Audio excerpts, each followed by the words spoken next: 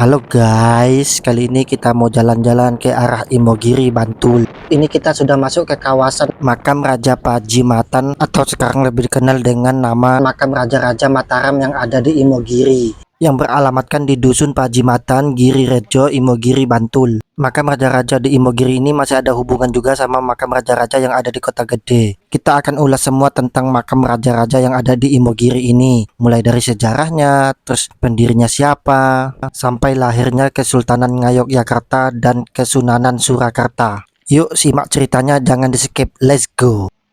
Halo guys, ini kita lagi di makam Raja-Raja Imogiri. Ini masih ada hubungannya sama makam Raja-Raja yang di Mataram, yang ada di Kota Gede. Ini ada 1000 tangga ya guys, tapi ini nggak nyampe 1000 tangga, sekitar 400-an aja.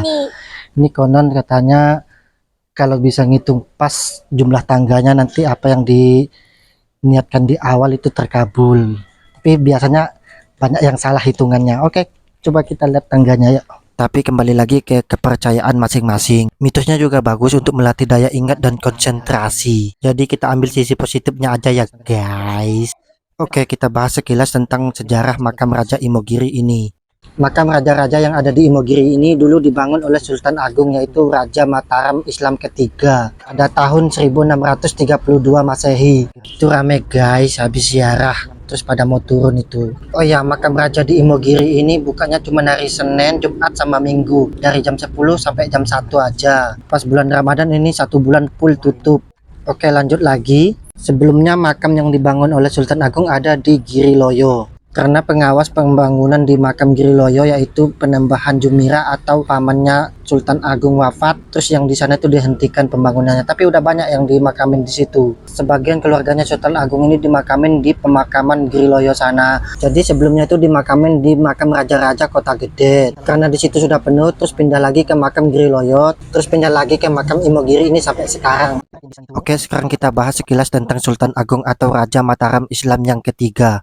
Sultan Agung ini dikenal sebagai salah satu raja yang berhasil membawa kerajaan Mataram Islam mencapai puncak kejayaan pada tahun 1627 Masehi. Dalam kurun waktu 32 tahun, wilayah kekuasaan Mataram Islam meliputi Jawa Tengah, Jawa Timur, dan sebagian Jawa Barat. Dan juga Sultan Agung penguasa lokal pertama yang secara besar-besaran melakukan perlawanan kepada Belanda. Runtuhnya kerajaan Mataram Islam setelah Sultan Agung wafat pada tahun 1645 Masehi. Kala itu kerajaan diberikan kepada anaknya yaitu Raden Mas Sayyidin sebagai Raja Mataram atau Amangkurat ke-1. Kala itu juga musuh-musuhnya kerajaan Mataram Islam memporak-porandakan Keraton Pleret yang merupakan istana kerajaan Mataram Islam. Atas peristiwa tersebut, Amangkurat melarikan diri dan minta perlindungan kepada Belanda atau VOC. Keruntuhan kerajaan Mataram Islam ditandai dengan disepakatinya perjanjian Giyanti pada tahun 1755 Masehi, membagi kerajaan Mataram Islam menjadi 2 bagian dan menandakan berakhirnya kerajaan Mataram Islam. Perjanjian Giyanti merupakan peristiwa yang menandai pecahnya Mataram Islam menjadi 2, yakni Kesunanan Surakarta dan Kesultanan Ngayogyakarta pada tahun 1755 Masehi. Bermula dari pertikaian antar keluarga disebabkan politik adu domba oleh VOC. Konflik tersebut melibatkan Susuhunan Pakubuwana II, Pangeran Mangkubumi, dan Raden Mas Said. Makanya itu Sunan Pakubuwana yang di Solo sana masih ada hubungan darah sama Sultan Hamengkubuwono yang ada di Jogja ini. Kalau timur kita ini makamnya Kesultanan Ngayogyakarta. Sultan Hamengkubuwono ke-1 sampai Hamengkubuwono ke-9 dimakamin di situ. Kalau yang utara ini makamnya Sultan Agung, Sunan Amangkurat 2 sampai 4. Sunan Pakubuwana 1 dan 2. Kalau barat kita ini makamnya Kesunanan Surakarta. Sunan Pakubuwana ke-3 sampai ke-11 dimakamin di sini juga. Jadi dari Solo dimakamin ke makam Imogiri ini.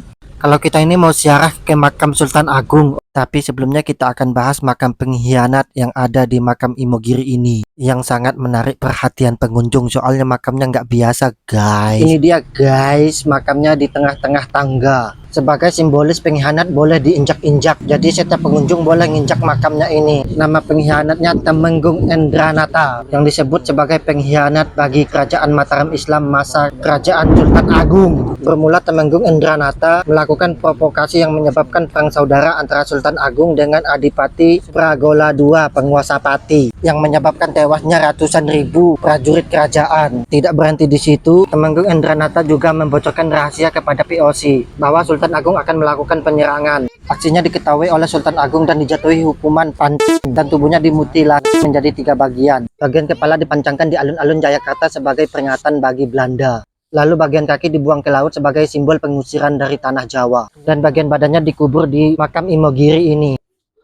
Ini kita sudah sampai di komplek makam Raja-Raja Imogiri. Komplek makam ini dibangun di ketinggian 100 meter. Mengingat kepercayaan masyarakat dulu bahwa arwah nenek moyang akan bersemayam di tempat yang tinggi. Dan dijaga lebih dari 10 abdi dalam. Di komplek ini ada 4 gentong peninggalan Sultan Agung. Berisikan air suci tempat wudhunya Sultan Agung dulu. Juga simbol persahabatan dari kerajaan tetangga. Yang mana gentong pertama dari Kesultanan Palembang. Gentong kedua dari Kerajaan Aceh. Gentong ketiga dari Kerajaan Siem, Thailand. Gentong keempat dari Kerajaan Ngerum, Istanbul, Turki. Yang mana tiap tahun akan diadakan tradisi nguras enceh atau nguras gentong. Setiap bulan Suro, Jumat Kliwon pertama. Tradisi ini sudah ada sejak zamannya Sultan Agung sampai sekarang. Makanya setiap tahun masyarakat berbondong-bondong datang ke sini hanya untuk mendapatkan air suci dari gentong ini, yang mana airnya dipercaya masyarakat dapat menyembuhkan berbagai penyakit. Kepercayaan tersebut berawal dari keluarga keraton yang meminum air dari gentong ini untuk menyembuhkan penyakit, dan masih dipercaya sampai sekarang. Kali ini kita mau bahas tata cara atau peraturan yang harus ditaati saat ziarah ke makam Sultan Agung. Makamnya masuk ke gerbang ini guys. Sebelum masuk ke situ harus ganti baju adat dulu. Untuk pria diwajibkan menggunakan pakaian peranakan khas Jogja atau beskap khas Solo. Untuk wanita menggunakan kemben dan sanggul tekuk. Adapun larangannya yang pertama, tidak boleh berpakaian beskap landung, tidak boleh berjubah karena sudah ada peraturannya harus menggunakan baju adat khas Jogja, kalau enggak baju adat khas Solo.